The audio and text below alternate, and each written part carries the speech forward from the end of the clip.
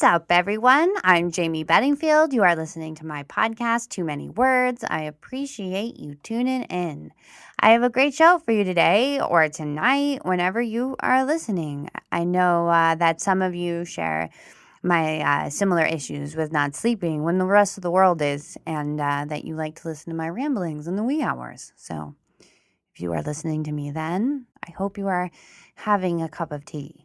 The other night, I actually took the opportunity to go in the backyard around 1:20ish, and I took a look at the stars, and I couldn't see very many of them. One of the downsides of living in such a populated area, but still, it was cool to see them. I don't stargaze enough. That is the conclusion that I came to. But regardless, whenever you are listening to this, I have the very neat AC Fuller on this show. AC Fuller is the author of the thriller Anonymous Source. I am listening to the audiobook version of that at the moment, and it's awesome. And he is a fellow podcaster as well. You can listen to his show, Writer 2.0, on iTunes and Stitcher. It is chock full of good stuff about the writing and publishing industry. And A.C. Fuller is also a writing teacher. So those of you that are pursuing writer-related aspirations, you can really get a lot of good tips and information. So yeah, go check it out. But yes, though it is a real good chat, and AC is a cool dude. While we were recording the chat, he was driving from the Seattle area to Nevada as research for a novel. Good stuff. And I will have that for you in a bit here. I'm going to plug my other podcast real quick. Alia Granger and the Clueless Brigade. You can read and listen to Chapter 12, Off the Rails Blindfolded. It's a big chapter, guys. A lot of life-changing things are happening to Elliot and her compatriots. I've been getting a lot of reaction to it, and some people are excited to see what happens next. I am also. So if you haven't listened to it or read it, go give it a try. And as always, people, I love to hear your thoughts. And after you give it a listen, reach out and let me know what you think. But yes, listeners, if you want to reach out, you can email me at jamethescribbler@outlook.com. For now, there is going to be a new email for the show soon. And, that is the one when the site goes live. Same status there, still working on it, almost there, looking good. You can also tweet me at @meBedingfield or Too Many Words Pod. I'm reading a couple of really good things right now. Also, I recently picked up my paper delivery of the Seattle Times, and I'm loving having a physical paper in my hands. It goes well with coffee.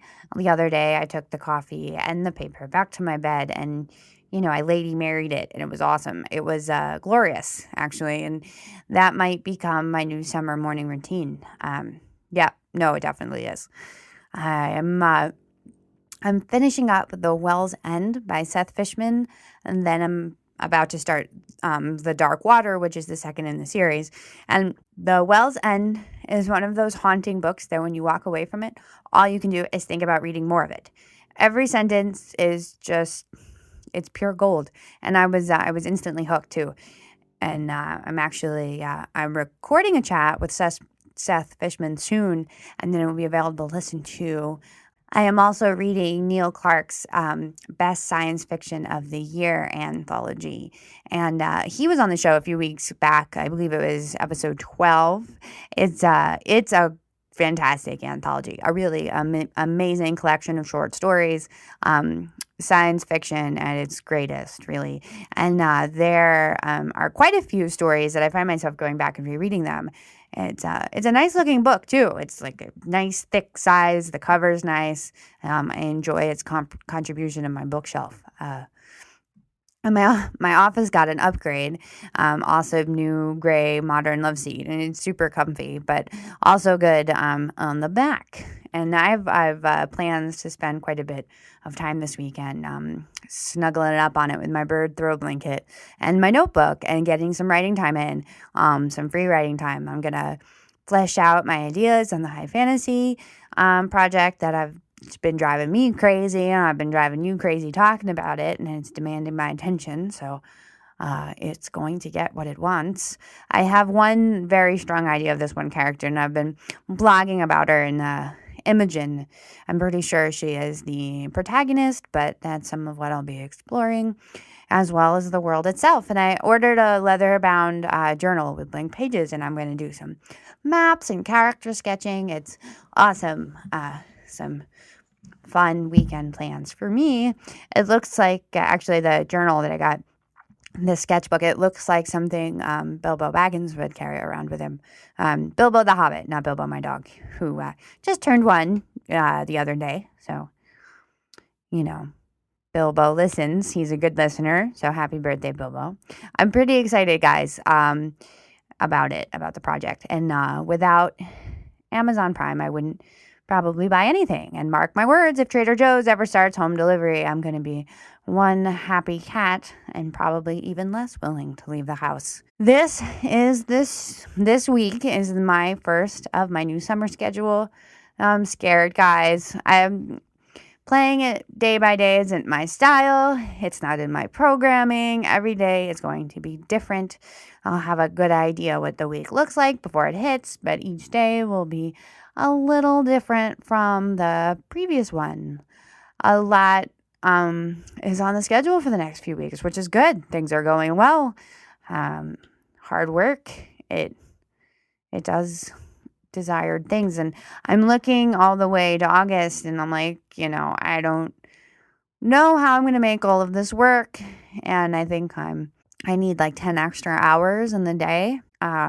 So let's possibly get started on working on that. And next week is particularly intimidating, and a lot of new things are starting, and I'll be recording a lot more over the next few weeks in an attempt to be a few weeks ahead, and I'll be more organized that way, and it keeps me from experiencing some agita, and perhaps it will be one less reason to wake up and just immediately write something down and on the paper that I keep next to my bed, like remember to do this, or don't do this, or make a note here, or got to respond back to that person. And yes, I really do that. And I don't know if any of you have seen Gilmore Girls, but in season 4, Lorelai is working a lot and is really obsessed with accomplishing certain things, and she's trying really hard to get something going. And there's this one scene where she just wakes up like covered in sticky notes, and she leaves all her like crazy voicemails to herself. And I'm like, yeah, I get that. But yeah, the kids' schedules alone are hectic. They have so much going on themselves. They're busy little people. It's a fast world we're living in. Yep. Though, I'll make it all work. I'll swing it. But, well, what do you say? Let's go to my chat with AC Fuller after these couple of notes.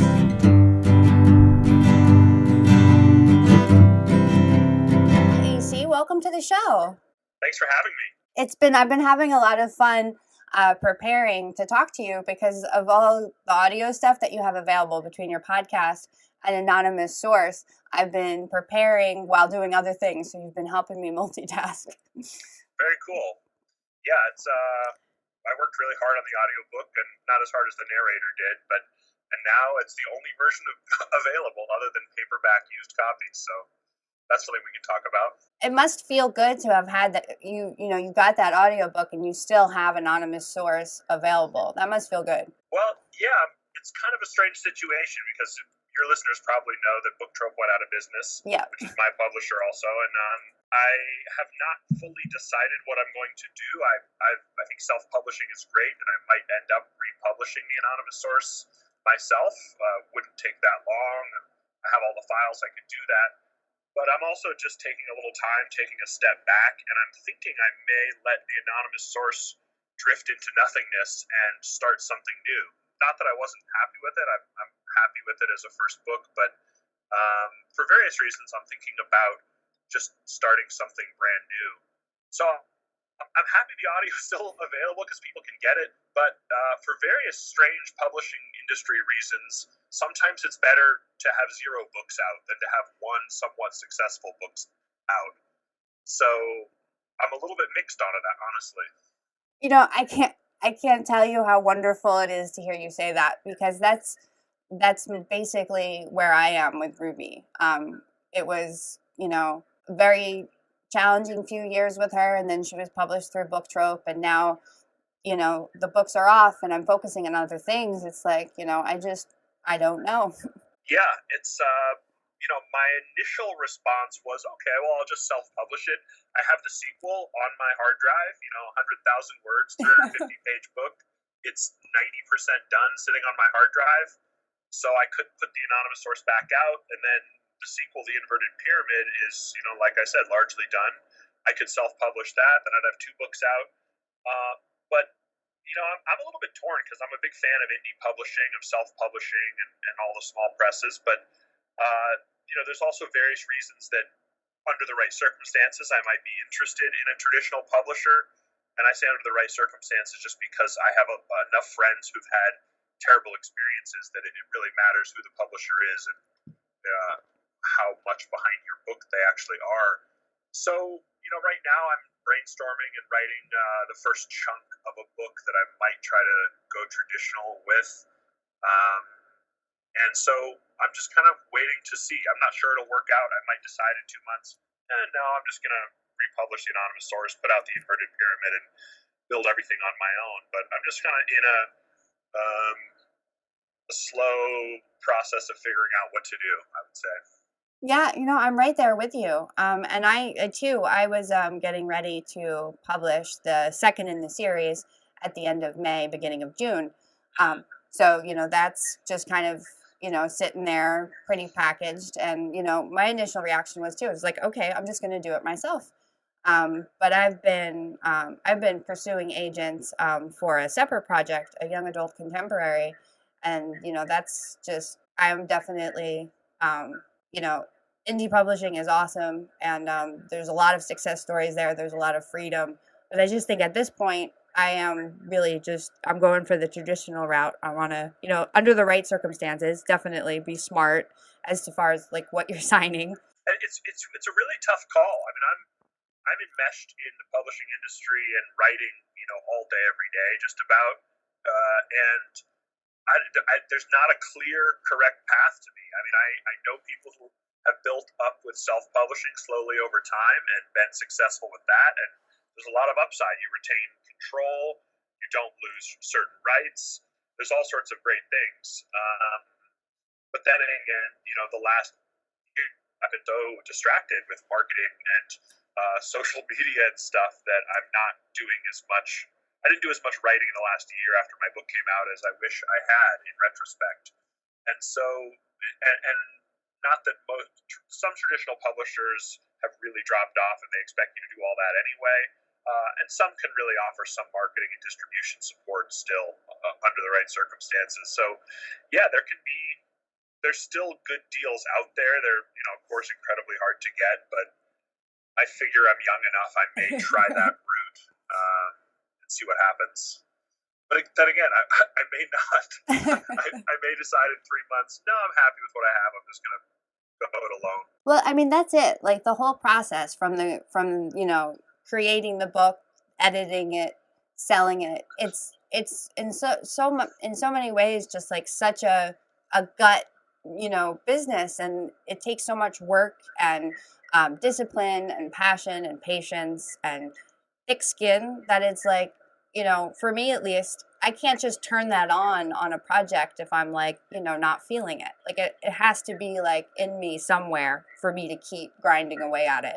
Yeah, I hear you. There's a lot of good reasons to quit writing. And so, the only reason to keep doing it is because you kind of feel like you have to. And because you love whatever project you're working on enough that you just have to do it. Definitely. I've been writing and pursuing my writing career for a very long time. But I've also taken, actually right before I signed Highly Capable with Book Trope, I was just coming off of a year and a half where I was I was pursuing other things. I was trying to find myself because I was just so frustrated. Can you hold on just 1 second? Very sorry. No, definitely. Okay, so I don't know if you could hear that, but I just turned out I drove through a checkpoint in between Oregon and Nevada. It's kind of interesting. We haven't talked about that yet, but yeah, I'm driving through Oregon into Nevada to go to Las Vegas to research a book. I'm not much of a partier, but the main character in my next book, I think, is going to end up there, and I'm doing a little bit of research. That is really cool that you're doing that. I know when you told me that you were going to be driving to Nevada during this time. So is that something that you do a lot as far as, going to the place to research it? Yeah, I mean, I think my first book, I had spent a lot of time in the two settings, which was New York City and Kona, Hawaii. So I didn't make another trip, but I had spent enough time there that I felt good about it. Right. And then same with my second book, which may never come out. I'm not sure yet. The Inverted Pyramid. It was set in New York City and Bainbridge Island in Seattle, which is near where I live now. So yeah, I don't feel personally like I can write in the way that I want to without experiencing a place. I think there's a lot of great tools out there, like YouTube videos and things like that can give you the feel of a place, of a setting. For me, I feel like I really need to experience it, if at all possible. And it's not always possible. Sometimes you have to fake your way through it. But, it's a fairly short drive. And because I'm not a big partier or gambler, Las Vegas is actually fairly cheap. The hotels fair enough. are the cheapest part of Las Vegas. That's I've never been because I'm my idea of partying is like a book and a box of chocolates.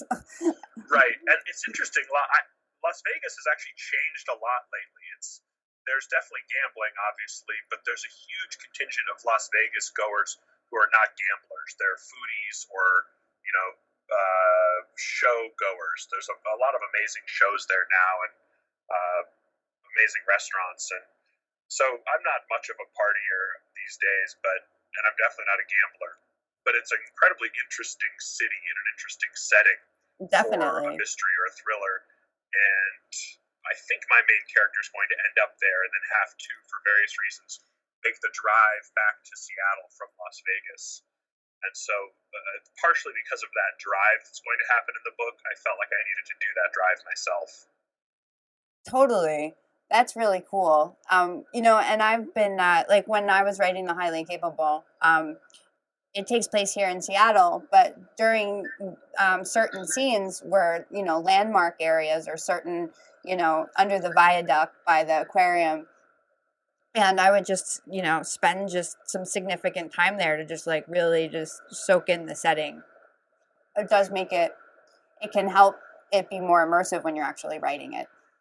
I think so, and I'm trying something a little bit different. Those who read the anonymous source know it's kind of a close third person book, and the book I think I'm working on now, I am working on, and I think will be my next book probably, is much the character's reaction to the setting. I think are a bigger part than in my previous book. So I felt like I really had to be there. That's cool. And it's fun to think about writing. I mean, I love it. Like, it's funny because you spend some time just kind of like or at least I try not to, but like staring at like a blank page or a blank, blinking cursor, and it's like when you're, in your shoes walking around, you're able to pull different things from kind of everywhere. Yeah, and it's I love things that give me little details that I can't get from watching a TV show about the same place.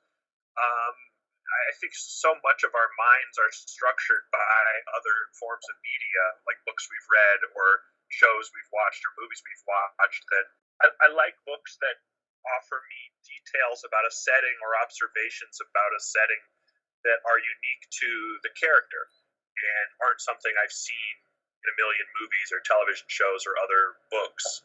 And so for me, going to a place and trying to experience it as the character would, to whatever extent I can, it's ideal. It's not always possible, but when possible, I like to do it. Yeah, no, that's awesome. I have I hope to someday spend some time like in the English countryside and just soak in that atmosphere because it feels like such a great way to basically, just kind of build off of that and one Yeah, day.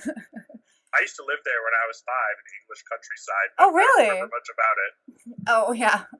Well, and so you lived in New York for a while. Yeah. Is that when you were getting your master's at NYU? Yeah, I moved to New York in 2000, and then I lived in upstate New York for a little bit, and then I went to NYU in journalism for a couple Wow. years, and then I was hired to teach right when I graduated. So I was there for 4 years total. I was 2 years to get my master's degree, and then I taught at the journalism school there for 2 years. And then my wife and I moved cross country in 2010. Okay. So we were in New York for, about 10 years total between New York City and upstate New York and Connecticut for a little bit. Okay. I'm originally from New Jersey, and I lived, distance wise, only like 20 minutes outside of New York City. But, with traffic and all that, it usually took hours. Right, anywhere between 20 minutes and 2 hours, depending on traffic. Exactly. Yes. Yep. But NYU, what was it? What was it like, going there and teaching there? So NYU was great. It was 2 years I was there as a student, 2 years as a teacher. I loved the opportunity to go there. I don't think it's right for everybody to go to graduate school for writing. I really wanted to be a writer and write novels at the time, but I decided to try to do something somewhat practical. So I did journalism school, and then I was offered a job to teach there right when I got out. So I took that opportunity for a few years, and then we moved out west when I decided to leave that. It kind of came to a moment of truth where I had to decide if I was going to try to be in academia and possibly get a PhD in communications, or work the political stuff that you need to work to rise in academia. Yeah. Because I was an adjunct professor, I wasn't like a full professor. Okay. I was only 26 at the time, or 27, and I just decided I didn't want to do that. I didn't want to live in that world. Especially as adjuncts get more and more used by major universities like NYU, and in many cases taken advantage of. I didn't feel like I was taken advantage of, but the whole system is a little bit rigged to keep older people making $150,000 a year, while the adjuncts make a quarter of that, or more like an eighth of that in many of our cases. Wow. But anyway, I loved NYU. I loved the area. I really miss it. I miss New York City. I've been getting pretty romantic about it myself, especially like on Christmas time. It's like I find myself just like craving the snow-covered streets and the old buildings. Yeah, there's something magical about it, even though it's changed a lot. Anyone listening to this who's ever lived in New York City at any time period will say it's changed a ton since whenever they lived there, and it changes so quickly. But there's something just great about it. I mean, if you like the energy of millions of people and a tremendous diversity, not really in Manhattan, the people who can afford to live there, but overall in the five boroughs, just tremendous diversity. It's just a fascinating place, full of energy and excitement, and lots of smart people. Mm-hmm. I learned a ton from a lot of the professors there. It's a very, very deep city. I mean, there's just so much, going on. There's just so much just inside of it. It's crazy. I remember because when I first came out to Seattle, I had never been here. I always had this, I was the anywhere but here girl. I always had this idea that like Seattle was just the place for me. When we drove out here for the first time, we were experiencing it for the first time. I was so surprised when I saw downtown because it was like, it felt just like so much more quaint than Manhattan. Yes. Yeah, it's a very different city. I love it though. Yeah, I love Seattle too. There's just nothing quite like New York City. The reason I set the first part of the anonymous source in New York City, well, among many other reasons, was that I thought it might give me an excuse to go visit there to do research. But at the time, we couldn't afford it, and I really didn't need to go do research there since I had just lived there for a few years. I was thinking, that it must have been a neat experience for you to write about somebody that's pursuing, their, journalism career. You probably were able to, kind of put your own, career aspirations in there.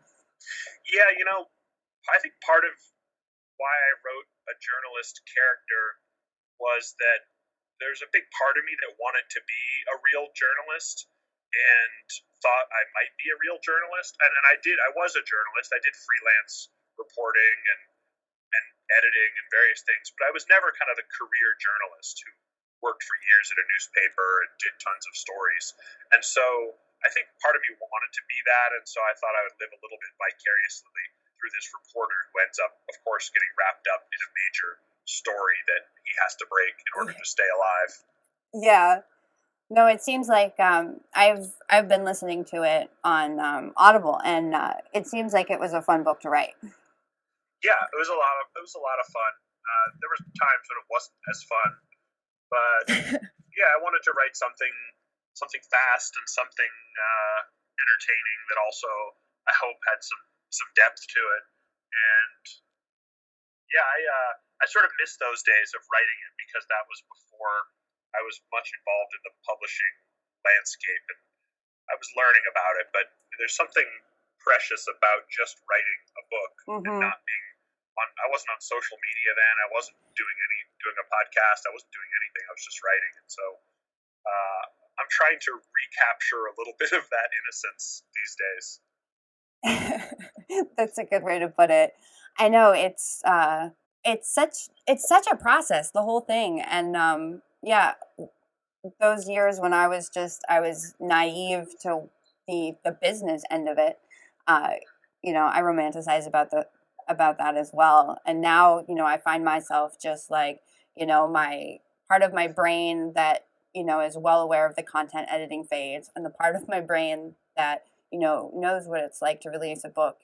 Those little voices will like get at me when I'm creative sometimes. And yeah, balancing those is not easy. It's really not. What I found, and I know probably a lot of writers listening have found, I would bet, is balancing the marketing of your book and being out there kind of online and all that stuff versus the writing time and the attention and focus and concentration needed to write good books it's just hard. It's a hard thing to balance. I talk about that with a lot of authors on my podcast too, and it's just something we all have to figure out. Yeah, it is. Well, and then where I struggle is like, I'll be working on whether it's,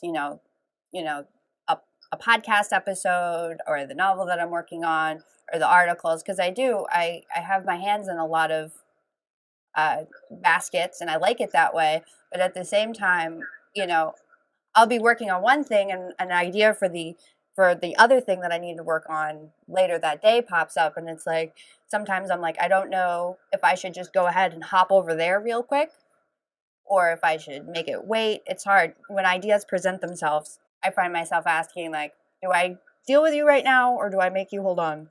Yeah, and the problem with social media and email and having our phones that most of us have is that there's always something immediate that seems to need attention, or at least want attention, whether it's the little blinking notification thing on your Facebook app or whatever, that is just a distraction from focused writing. And I know lots of people balancing it. I feel like I've struggled with it a little bit the last year, and I wrote a book, but I never felt quite fully focused in the way that I wanted and needed to be, just because of the demands of marketing and being a public person.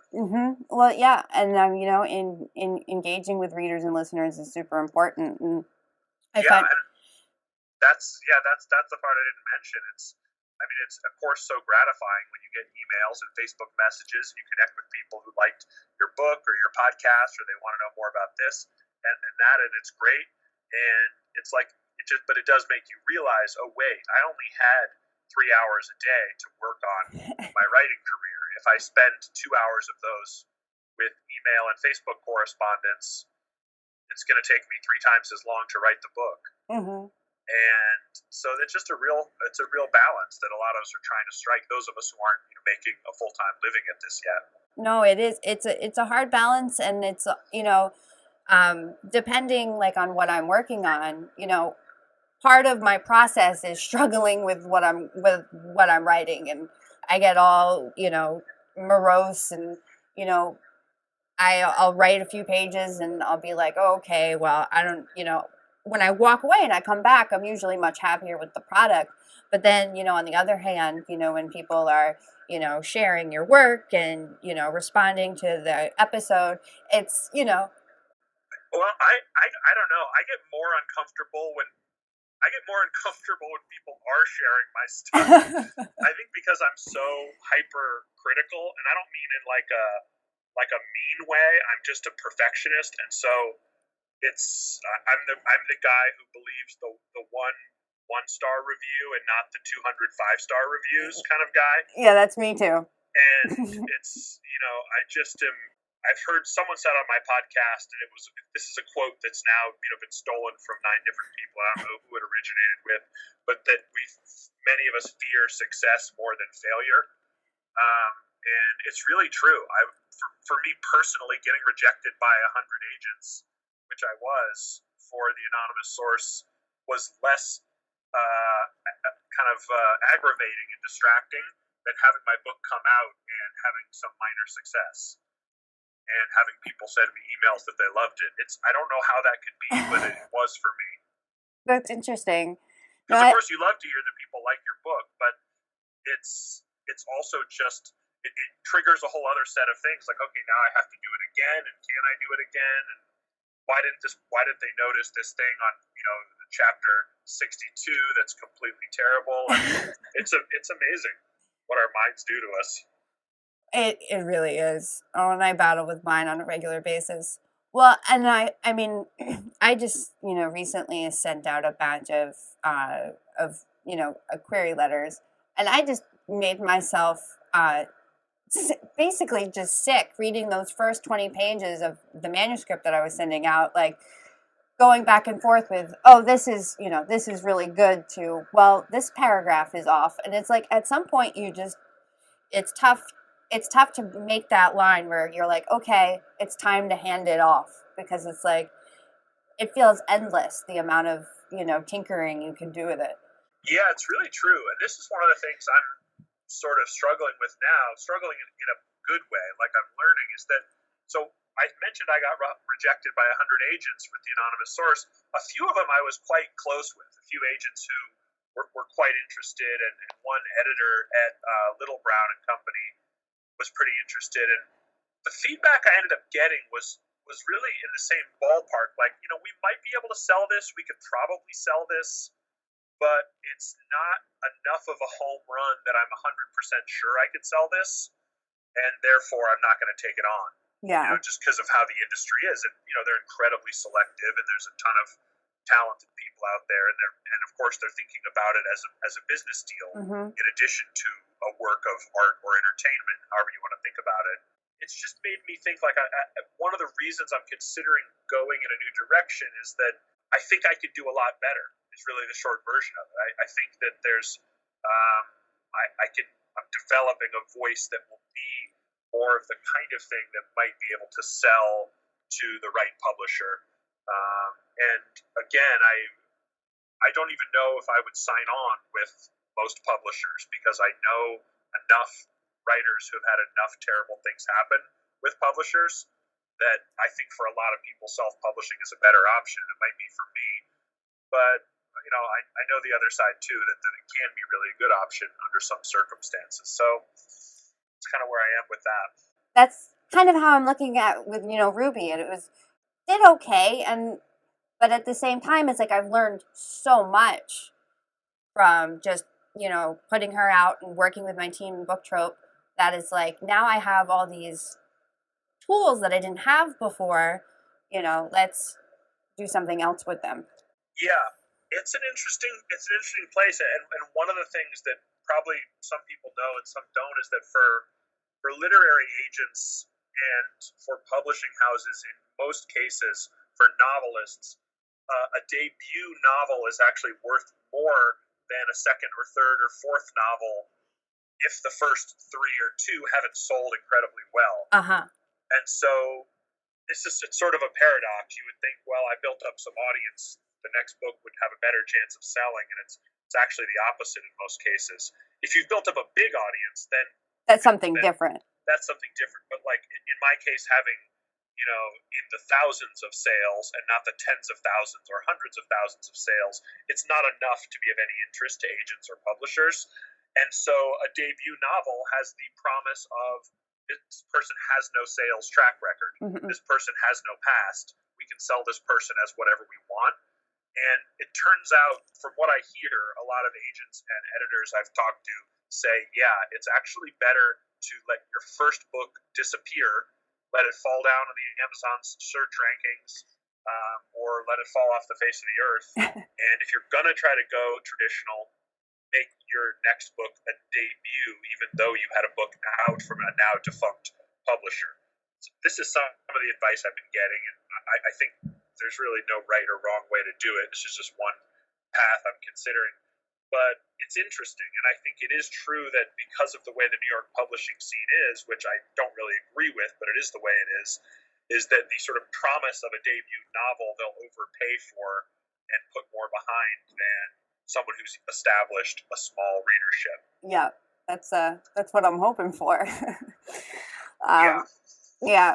No, I mean there is really no wrong way to do it. I mean, there is so many different avenues, and it's really, and it's so, it depends on, each individual's goals and, what their work is, what kind of freedom that they want. I mean, it's all so personal, even though it's a business. But yeah. Yeah, and it depends on the kind of book too. I think, some writers write, the New York publishing scene is by nature fairly conservative, I think.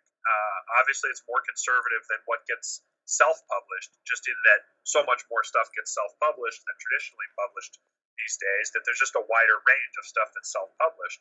And so I think it really depends on the book and to what extent it fits into a kind of loose mold that I think traditional publishing tends to gravitate to. Not in all cases, but there's certain things that are a little too far this way or that way. Oh, definitely. No, I mean, the highly capable, the protagonist is a telekinetic criminal, and that was, that's a hard sell apparently.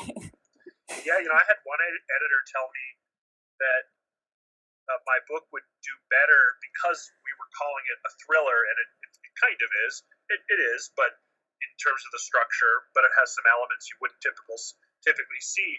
He told me if I made my main female character, who's sort of the secondary character in the book, if I made her younger and blonder, that's a quote, it would have a better chance of selling. Oh, man. Because she's older than the main character. She's in most ways smarter, and in many ways a stronger character than the main character. But basically, the feedback was if she was a dumb blonde, we would have a better chance of selling this. And, that's not what all editors would think, of course. And that just is one person. But, that's not something I was going to do. And that's the kind of thing you can run into. And, you have to make a business decision. Is it worth doing that in order to sell a book to a certain publisher? I don't know. I don't think so, but those are the sorts of compromises one has to consider. Definitely. I mean, and I've recently, I've received some feedback where it's like, you change this and, we have, something I'm a little bit more, interested in selling. And some of the suggestions are like, those light bulb moments where I'm like, yeah, I've never thought of it that way, but that totally makes sense. And in that way, it can be really helpful. But then at the same time, you need to stay in tune with the message you're putting out there, the things that are important to you. I mean, those are the things that, you got to stick to that. It's important. Absolutely. And yeah, so I gave one really negative example of feedback, but in those rejections I got from literary agents and editors, I got a lot of great feedback too. that really helped the book get a lot better. And so one of the reasons when people ask me for my opinion, I say it's often worth trying the traditional route, even if you really want to self-publish, is that you often do get some good feedback. You often get form rejections, but going to writing conferences, meeting literary agents in person, figuring out how they're thinking about your book, helping them, having to refine your pitch in order to talk to them about it. All these things I think are really valuable, even if you end up wanting to self-publish, because they help you think about how to sell a book, which is what agents and publishers are thinking about in many cases. How am I going to sell this to bookstores? What is the 2 sentences I'm going to say to pitch this sales rep at Barnes & Noble on this book? And if you, as a self-published author, don't know those 2 sentences to say, it makes it harder to sell your book. It's true. There is just going through, I've been doing the agent thing for the last maybe 4 months into the process, and I can't get over the amount that I learned. And even from, the rejections, you look at it and at least I was able to look at it again with like a more critical eye and be like, okay, let's figure out why this is being rejected. Let's use our heads. You can learn a lot. It's not an easy process, but for me, I'm really happy I went through that process. And I think that there can be, as much as I think self-publishing is great, I think one of the things that can go awry is people don't get enough feedback before they put a book out. Not that it has to come from agents, it can come from beta readers or paid editors. Beta readers are amazing people. They're incredibly helpful. Yeah, I basically wanted to market test my book before it came out, so I actually had 40 early readers of the book. Some of them were also giving a little bit of editorial thoughts, but just getting feedback on how different things were hitting different people of different age groups and different backgrounds, and just really to see what were people actually thinking. And so of course, some of them were friends and family who I don't always trust their opinion because they want to be nice. But I tried to seek out people who I didn't know and find random podcast listeners and friends of friends of friends of friends who just happen to read in that genre a lot, just to see what kind of feedback I could get. Could I make the book any better? Yeah. Well, and your podcast, you've been doing it for a while now, haven't you? Yeah, almost 2 years. Oh, wow. 110 episodes or 109 episodes. That's awesome. Breaking the 100 must have felt cool. It did, yeah. Breaking 100 was cool and strange, and I honestly didn't know where the podcast was going to go when I started it, and didn't know whether I would even continue it, and it just seems to still be going almost 2 years later. And honestly, I have to say, it's like I've learned so much from doing it. It's absolutely insane, because I go out of my way with the podcast to talk to the widest range of people from the writing and publishing worlds as I can. So literary agents, self-published authors, traditionally published authors who are new, traditionally published authors who have 100 books out, were edit, starting in the 60s and 50s, and everything in between, marketing experts, Kindle experts, bookstore owners. I just felt like I want to get, my own version of an MFA in writing and publishing, and I'll just do it by interviewing someone smart every week. Well, no, and I've been listening to your podcast too, and it's just chock full of really interesting information, and I've really been enjoying it. Thank you. I love doing it most of the time, except the editing of the podcast. I don't like that part, but I love talking to the people and connecting with authors and various folks all over the world, which is really cool because writing can be a fairly lonely endeavor sometimes. And definitely just chatting with people who, were at some place in this business. In some cases, they're best-selling authors who have made a great career out of this, and I have a lot to learn from about just the writing and publishing business, or literary agents to see how they're thinking about things, or self-published authors who just put out their first book, just to hear what the process was like for them. I just learned a ton. That's awesome. No, I am so happy that I started the show. And it's something actually that I've wanted to do for so long. I mean, one of my favorite ways to spend time when I was a kid was to listen to a morning radio show. So like, as far as like, that voice, I've always had one that like, I would turn to on the radio. And once I started it, I had to work myself up to it a little bit.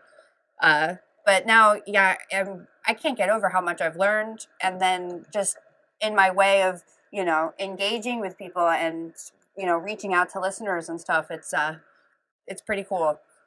Technology is the biggest pain in the butt with the podcast for me. It's been a huge thing getting used to uploading it and, all this different stuff. It's definitely pushing me out of my comfort zone with, some of it, but at the same time, I'm learning a lot, and I'm making myself do things I wouldn't normally do. So this summer, I'm going to be teaching a class called Podcasting for Writers. Are you? At the PNWA, that's Pacific Northwest Writers Association Summer Conference. And I figured more writers I know are trying to get into podcasting. People who are building platform are podcasting, and also just to learn and make connections and have a good time. So I thought I would do a class on it, and you're going to be in it. You didn't know that yet, but I'm going to ask you for some quotes for it. Oh, awesome. Definitely. I'm all over that. Yeah, because there's so many cool ways people are using podcasts now. I mean, the biggest trend I see is big time authors. Elizabeth Gilbert is probably the biggest who has done this. Will release a short series of podcasts to go along with a book launch. Oh, so neat. Not a regular podcast, but they'll do 10 episodes that then get uploaded, the weeks before a book, basically to promo a book. Malcolm Gladwell is actually doing that right now. I think it just started. Audio is going to be a huge part of the future of books and education. So definitely something to learn about. Putting a show together and putting it out, it helps me just with, writing a book as a whole or a blog post. It's just like every time you put something together and you share it, you learn and you grow. Yeah, makes you think about what you believe and what you know, and really one of the coolest things I've learned, and I hope this doesn't come off as arrogant, but when I talk to New York people in the New York publishing scene, and this happened, I had a big flack over my last podcast episode, a few podcast episodes ago, because I had a very strong New York tied-in author and writing teacher on my show, and she was really down on self-publishing and actually really ignorant about self-publishing. She just didn't know much about it. Yeah. And one of the things that makes me notice is that there's like really through doing a podcast and exposing yourself to a wide swath of people, you really can get a great education about it. And not that she didn't know some useful things, but they were just really limited to what used to be the whole publishing world and is now a tiny, a chunk of it. Not a tiny chunk, just a half of it. Yeah. Well, I mean, that being said, though, over the last 10 years, the e-readers, online magazines, it's changed so much, and it's just so much more common. It's interesting, and I'm curious to what it's going to be like in another 10 years. I am too. I wish I knew. I think that anyone who's declaring that traditional publishing will be dead is probably off. I think things will keep changing, and I think traditional publishing will be forced to change some of their policies on ebook pricing and royalties, things like that. But I think that they're going to come through this, and some new balance is going to end up being struck. I don't think they'll be gone, like some people are saying. I don't think so either. I mean, there will always be people that prefer paper. Yeah, there'll always be people who prefer paper, and I think that there'll still be some people who buy books in a different way than a lot of us do, who are going to bookstores and which mostly stock traditionally published books, and are going on recommendations of people from the bookstore, and are not willing to take a chance on an author they've never heard of, mm-hmm. or a self-published author, who just are really more enmeshed in the traditional media and traditional publishing than people like you and I are. It's hard to say. There's still, with the way foreign rights work and selling to foreign publishers and the way distribution works, I just feel like traditional publishing is going to keep a big foot in the door for a long time. Yeah, no, I definitely agree with you there. But at the same time, I think, there will also, just like you said, they'll naturally have to change some of what they do. And, online, e-readers and all that stuff, that just becomes more and more and more. Uh, and that's constantly changing. And I mean, now I would, I, I read in all forms. I mean, I have a paper book, I have my newspaper, but I also have my e-reader and, the news apps on my phone, and I listen to podcasts and audiobooks, I get it in all the ways. Yeah, and I think one of the problems with traditional publishing is they have been a little slow to adopt, to put it generously, some of the newer ways that people consume stories and information. One of the things I wanted to say also was that a lot of traditional publishers are really in the midst of trying to adapt right now. I think a lot of them are doing it way too slowly and really clumsily in some cases. But most publishers, most of the big publishers we've all heard of, have digital only imprints now, and they have whole imprints that are only about acquiring self-published titles and re-releasing them to a larger audience. So they're trying, and some of those attempts I think have been successful, and some really look clumsy to me from where I'm sitting. No, and I've noticed that too. Like the online giveaways, ebook bundles, BookBub, that kind of thing. Their Penguin team for a while was, doing like, they had like a bunch of books for like Christmas time and that kind of thing. I've noticed changes recently, whereas like for a while I wasn't seeing, any. So yeah, they definitely with BookBub, as obviously the number one kind of marketing tool that's working for most folks. Lots of traditional publishers are using BookBub now, and they're using it similarly to the way indie publishers have been using it for years.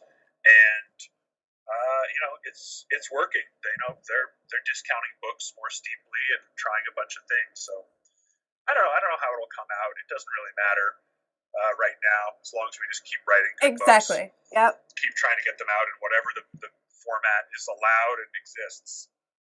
Yep. Everybody just needs to keep writing and reading, and it'll all shake out, and then it'll change again. Yep. And I know that's the scary part, is that once we've mastered what is currently happening, who knows, in 5 years or in 10 years, will there be another company that upsets things the way Amazon has over the last 10 years and changes everything again in the way Amazon has? That's a scary thought. Yeah, just imagine it. I mean, yeah. If in the mid-90s, no one could have envisioned the way Amazon would completely rock the publishing world. Maybe a few people could have, but most people didn't. No. And imagine if something that rocks the publishing world similarly comes along in 10 years. You and I may be too old to understand it by then. I hope not, but well, I hope I'm sure we'll be set up by then. Good. Yeah, as long as we'll be well established, so that someone will tell us what to do. Yeah, totally. We won't have to navigate it on our own in the same way.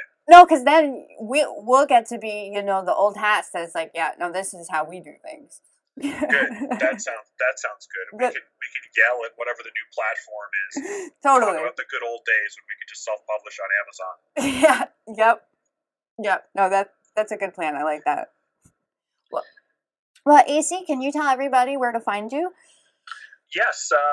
If they're interested in the podcast, it's the Writer 2.0 podcast on iTunes. They can also go find that on my website, acfuller.com. There's a link for the podcast there where all the episodes are just online. It's on Stitcher.